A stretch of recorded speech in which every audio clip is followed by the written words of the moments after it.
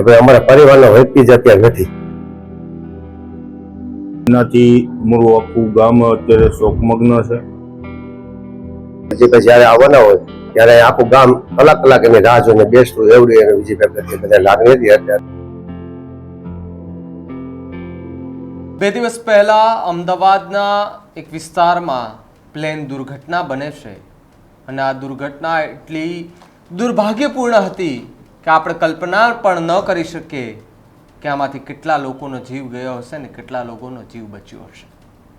પ્લેનમાં બેઠેલા લોકોના તો જીવ ગયા છે, સાથે સાથે જ્યાં એ પ્લેન ક્રેશ થઈને જ્યાં અથડાયું એ બિલ્ડિંગ નીચે કામ કરી રહેલા એ લોકો પણ એની અંદર દટાયા, એના જીવ ગયા. હોસ્ટેલની અંદર જે લોકો જમવા બેઠા હતા, જે લોકો રહેતા હતા, એમાંથી અનેકોના જીવ ગયા, અનેકોના અવશેષો મળી રહ્યા છે, અનેક લોકો મિસિંગ છે. સાથે સાથે નીચે ચાની ટપરીને બધું જ લગાવેલા લોકો એ પણ મિસિંગ છે. તેમની ડેડ બોડી છે કે કેમ, એ જીવે છે કે મરે છે, કોઈને નથી ખબર.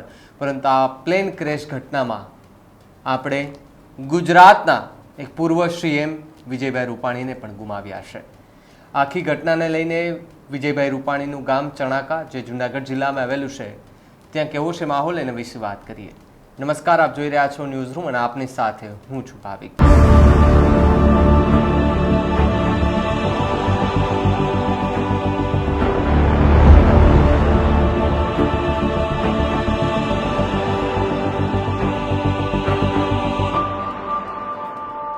વિજયભાઈ રૂપાણી, આ નામ સાંભળતા તમને અનેક મીમ યાદ આવે છે, અનેક એવા વિડીયો યાદ આવે છે કે જેમાં લોકો વિજયભાઈ રૂપાણીનું ભાષણ સાંભળવા માટે આવતા.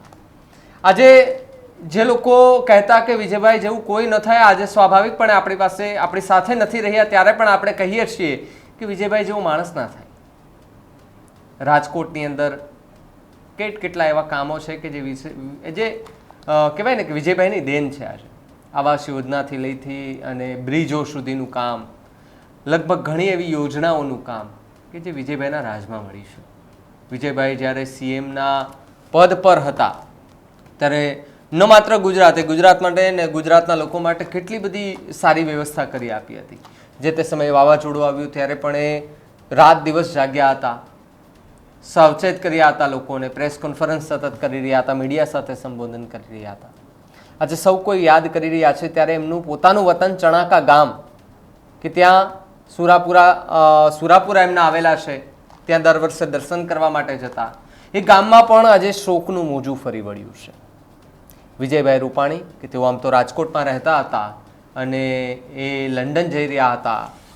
લંડન જતાની સાથે જ એટલે કે અહીંયાથી પ્લેન ઉડ્યું અને પછી ન જાણે 3 થી 4 મિનિટની અંદર શું થયું, પ્લેનની અંદર શું ખામી સર્જાય, એ સીધું જ મેસ કોલેજ કે જે કેન્ટીન હતી એના ઉપર પડે છે, ક્રેશ થઈ જાય છે.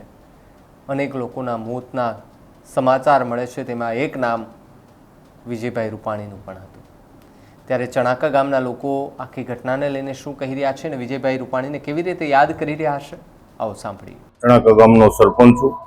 અમારા જ ગામના વતની માનનીય શ્રી વિજયભાઈ રૂપાણીનું અમદાવાદ પ્લેન દુર્ઘટનામાં જે અવસાન થયું છે એનાથી અમારું આખું ગામ અત્યારે શોકમગ્ન છે, આઘાતની લાગણી અનુભવે છે.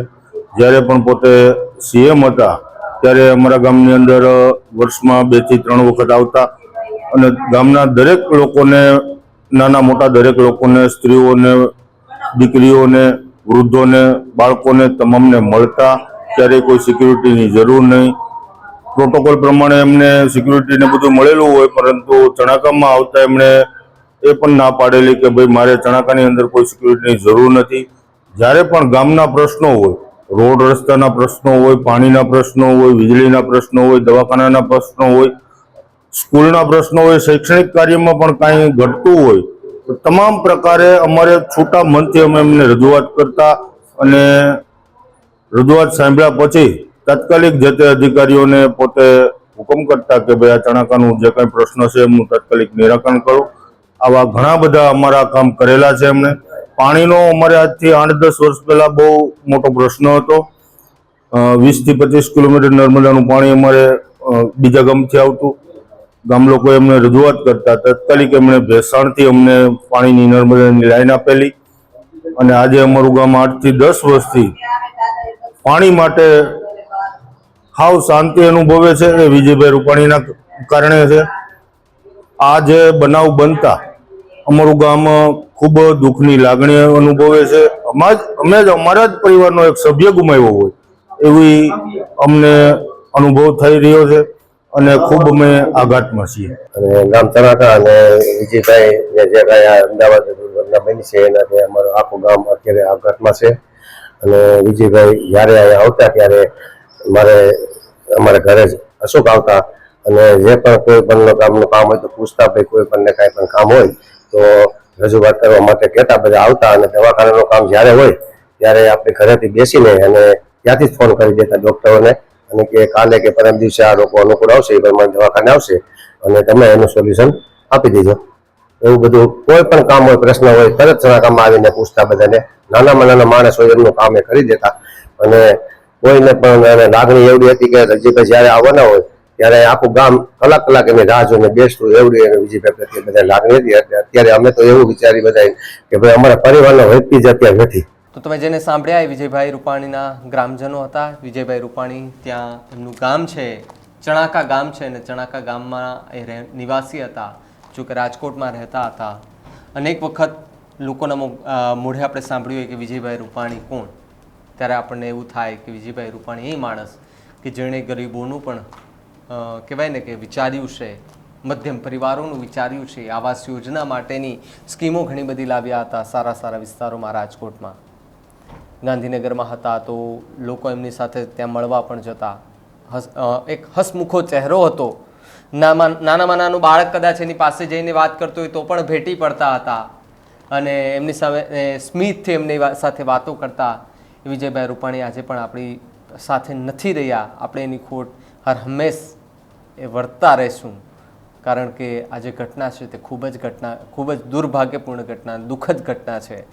આ ઘટનામાં જે લોકો બચ્યા છે એ ભાગ્યશાળી છે, બાકી જે લોકોએ જીવ ગુમાવ્યા છે એને ભગવાન એમની આત્માને શાંતિ આપે એટલે આપણે એટલી જ પ્રાર્થના કરી શકીએ. પણ વિજયભાઈ રૂપાણીની ખોટ હર હંમેશ વર્તાશે, ખોટ વર્તાશે. અને આજે પણ એ ભલે ગુજરાત રાજ્યના પૂર્વ સીએમ હોય, ફોર્મર સીએમ હોય, પણ આજે પણ લોકોના દિલોમાં અને રાજકોટના દિલમાં વસેલા રહેલા છે. એમના ગામના લોકોએ જે કહ્યું એની વાત સાથે કેટલા સહમત છો કમેન્ટમાં ખાસ લખજો. જોતા રહેજો ન્યૂઝ રૂમ. નમસ્કાર.